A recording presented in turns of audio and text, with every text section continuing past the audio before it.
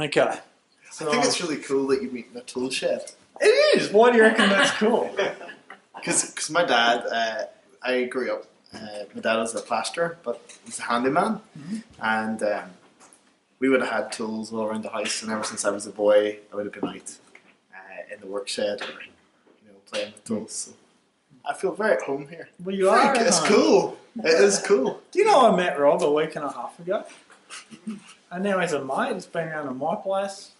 The change happened when I looked at my life and I went, where is it all going?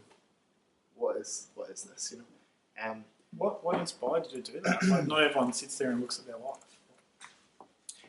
Because I really struggled to want to do stuff. I was really, just unmotivated. And to the point where, I pictured my life like this. If there is no God, then according to science, I am some, evolution, species thing, whatever. So I have to work really, really hard to get a good job, to get a good income, to hopefully find a wife, to get a good house, to maybe have children, because that's not guaranteed, and then earn enough so I can retire and then die. And I kind of summed up my life like that, and I thought, I have to get up tomorrow to go to school. Do I want to go through the university struggles of trying to get a good degree? Do I want to, go through the heartache of fighting with people at your work, or maybe because you're just having a hard time? Do I really want that? And probably that was inspired from the fact that I watched my dad struggle. And my dad never complained, he just kept his head down and just kept going. And I came to a reality check. And I came to a fairly strong conclusion that no, it wasn't worth it. So I did go through a stage in my life where I was willing to be on the verge of suicide, to be on the verge of, I don't really care. What's that feel like? What does that feel like? I think you start to think that there's something wrong with you because everybody else just gets on with it and you're not willing to accept it. So that kind of happened, but whilst I was doing that, my mum and dad brought me up into church, and I was involved in church work, and I have some great mentors that just came alongside me, because although I was somewhat of a rebellious kid with all these deep questions, everybody still knew me, and I was the kid at school that everybody knew, and I was genuinely kind of, I did look, and people would perceive me as if I enjoyed life and I, lived life to the full. So I attracted people, if you like, and Stephen, one of my mentors, my sister, who previously hated me because whilst I was at school, I caused a real division in our family. But I can identify with, you said there you feel like a fake sometimes. Yeah, I feel exactly the same, because as far as I was concerned, I'm a nobody. I just said that to myself in the mirror this morning. I looked in the mirror, I'm like, I'm a nobody. What's this crap I'm doing? Yeah, I get that. How do you deal with it? I don't know yet. I'm still working on it. So, when you work it out, come and talk to my mirror. Why am I here? What is the purpose of life? If I have no purpose, I don't want to be here. So that's amazing. Do you have any memories of what it felt like when you were 3 and nearly dead and in hospital? I was in hospital for a year. What do I remember? I remember my granny giving me strawberries, and I remember playing a Mickey Mouse game and pulling the hair out of a rabbit. That was it. A full year of my life. Wow. Gotcha. Well, it sounds like my mate who told me about you misled me, because he told me that you'd had like a near-death experience and like seen things that you're supposed to see when you're dead. So there's 3 blokes here tonight who are here because I told them that. Oh, really? Yeah. No, I didn't see no angels. Oh, you live and learn. I can lie a little. Oh, yeah. There's some guy called Peter. There's some gates that were really shiny. They probably know you're making it up though. You weren't very discreet. Okay, so I'm sorry, Michael. You're misled. Yeah, I was, but it's not your fault, though. Okay, so you said that you're engaged. Mm-hmm. How'd that happen? She was looking for someone who had a midlife crisis when he was 15, and then she's like, "You're the bloke." Is that what happened? Lee's older than me. Lee's 30. So I pulled him How old over. are you? 24. Wow. Yeah. So How cool is that? Yeah, it's good fun. I'm going to say there's 5 years difference. Let's not push and say 6. Well, she's only turned 30, so 5 is acceptable. I always made fun of guys that went with older girls. Me too, but then I turned 21 and I got the, it doesn't really matter. Did you? Yeah.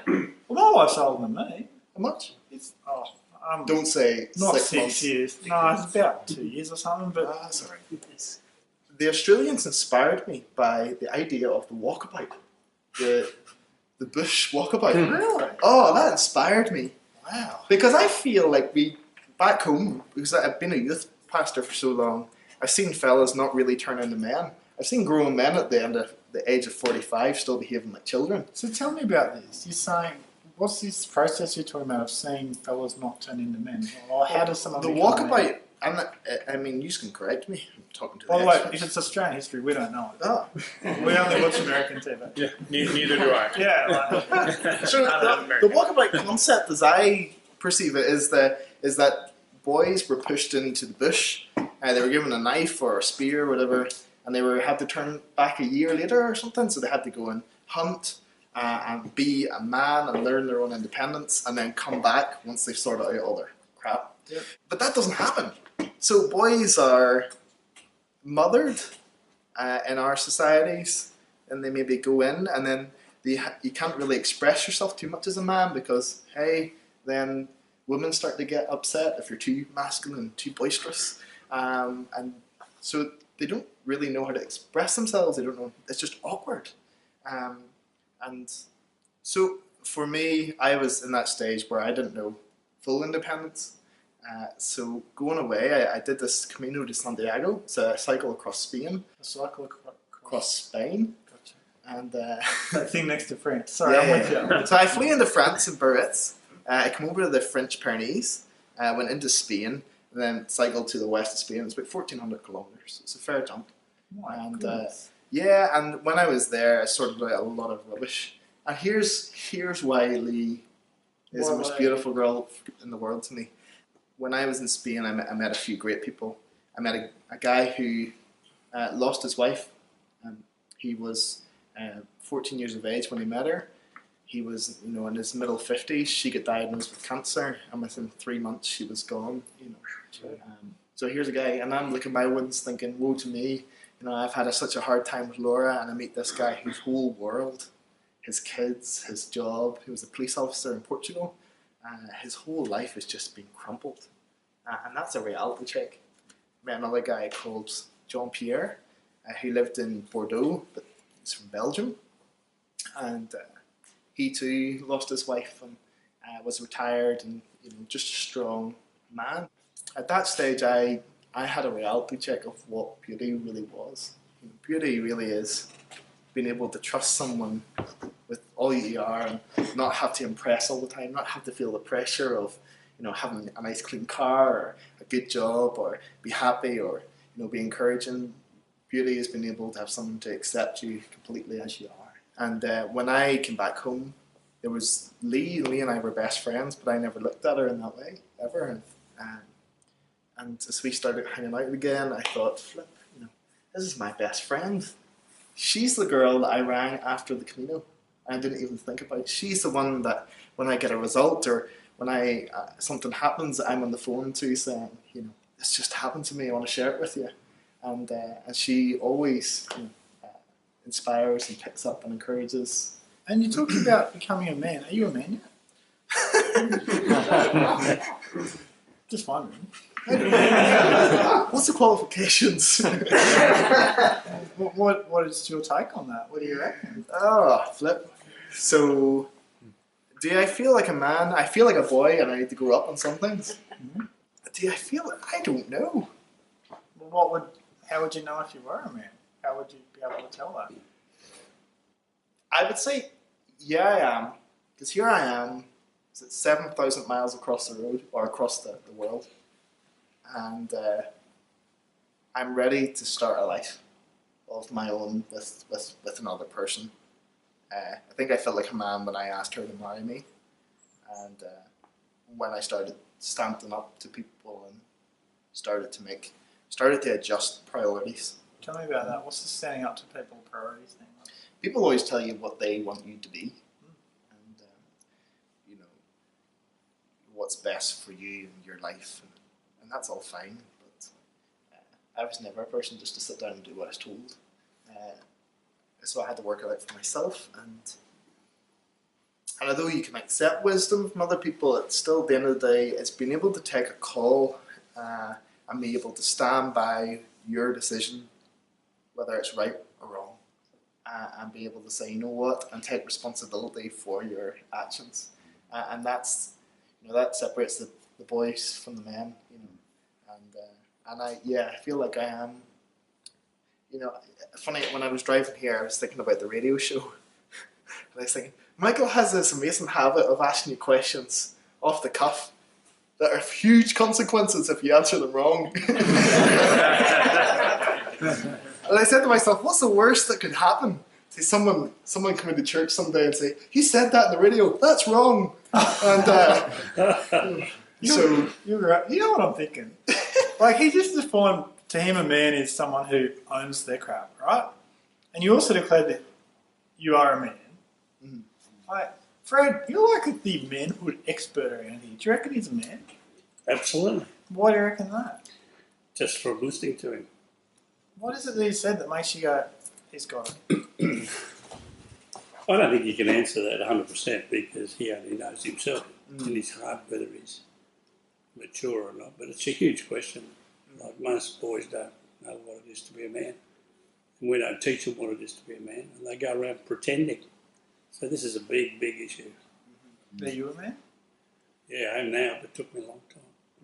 Okay, Gordon, what were your thoughts on that? You're a man because you've taken responsibility for yourself. Mm-hmm. You're no longer controlled by other people. You're controlled by the Spirit, and you've asked the deep questions, and you've worked through them, and you've made a decision, you've reached a decision, and you're working with it. That's manliness. Thank you. So what are you going to tell your son one day? When he's like 21 and you're watching him just be a boy. What are you going to do to try and... Get out of my house!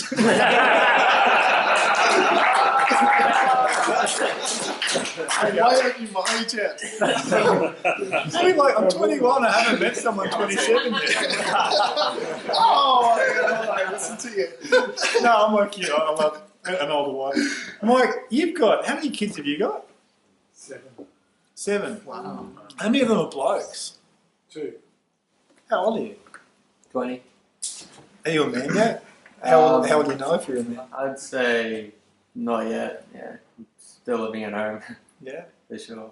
So what would define you as a man? Like many hours or something? I guess, just moving forward in what I guess I'm called to, and not what the things I want to do, and just disciplining just myself every day and being less lazy, I guess. For me, laziness that stops me from being a man, probably. It's the gutsiest thing I've heard in ages. Where's the old resident man expert over here? What's your take on this? Brilliant. Why is that? What's the story?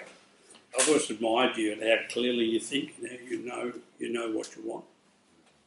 And you're very decisive and you're responsible too. Yeah. What about a deputy man expert over here? If your son, who's 18, turned out like this, going, I'm going to get rid of this job because it doesn't match my values, what would be going through your head?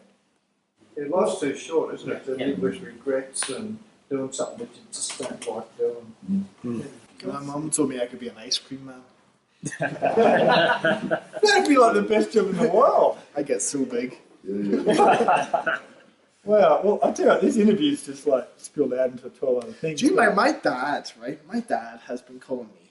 Yeah, go chat with him. No. Let me FaceTime him. We'll say hello. This is brilliant. And then he'll not know. He'll not know what to do with this. Can I interview him? If you want. I'll ask him if you want. Good morning, my son. How are you? G'day, I'm Michael. I'm a mate of Rob's. How you going? Hi. How are you? Yeah, really good. I just want to show you what room you're in. Okay, Now, what's happening is, just so you can see him, we're chatting with Rob about what it is to be a man. Do you reckon Rob's a man yet, or do you reckon he's still a boy? And why would you say that? And why would you declare that? Because you don't become a man until you love a woman. And when you love a woman, then you're definitely a full-fledged man. Gotcha. Are you a man yet?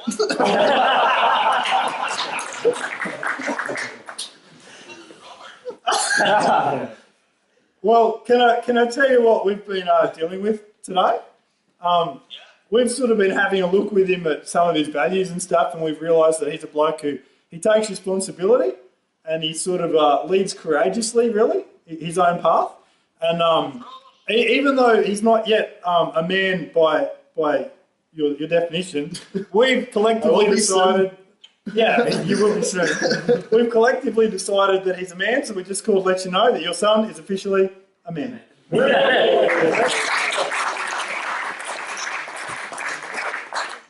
want to talk to you from church. Right, give me 2 minutes then. Right, bye. Bye-bye. I tell you what, that's never happened for us. What a great evening. You are a man, okay? That's good. Don't talk to Dad before your mum gets upset.